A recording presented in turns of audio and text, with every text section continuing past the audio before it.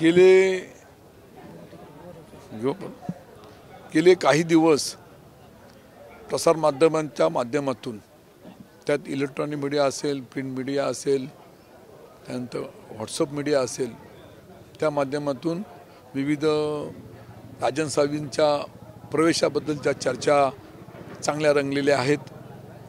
आपण नक्कीच एक आमचं मार्गदर्शन असतं याचा निश्चितपणे मला माहिती आहे आणि म्हणून या अनुषंगाने मला पदाधिकारी कार्यकर्त्यांचा आग्रह होता की आपण मंडळींनी या ठिकाणी यावं, आमच्यासमोर आपलं संवाद साधावा. या उद्देशाने मी काल राजापूर या ठिकाणी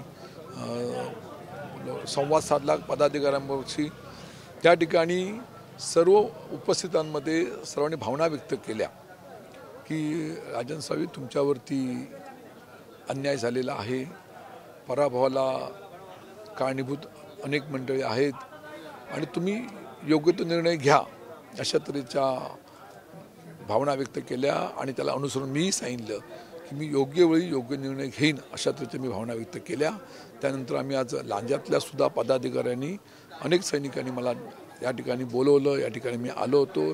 या ठिकाणी त्यांच्या भावना, माझ्या भावना त्या ठिकाणी व्यक्त केल्या आणि मी एवढंच सांगितलं की निश्चितपणे भविष्यातल्या कालखंडामध्ये योग्य तो निर्णय योग्य वेळी घेईन, अशा मी भावना व्यक्त केलेल्या आहेत.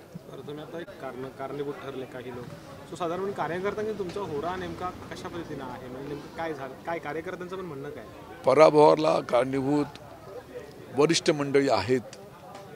आज नाव घेऊ इच्छित नाही तुमच्यासमोर, परंतु ते शोधणं गरजेचं आहे.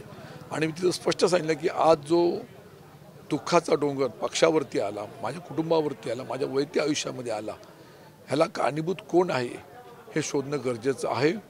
नाही शोधलं तर भविष्यातल्या कालखंडामध्ये अशी माझ्यावरती जी वेळ आलेली आहे ती वेळ पुन्हा अन्य व्यक्तीवरती येऊ शकते.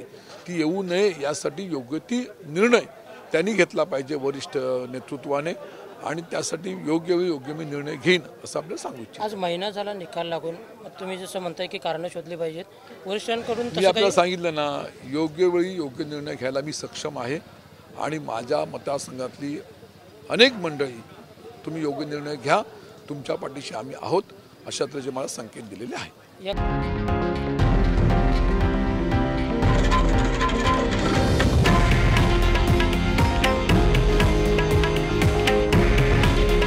हे आहे देशातील नंबर 1 न्यूज नेटवर्क आणि आपण पाहत आहात TV9 मराठी.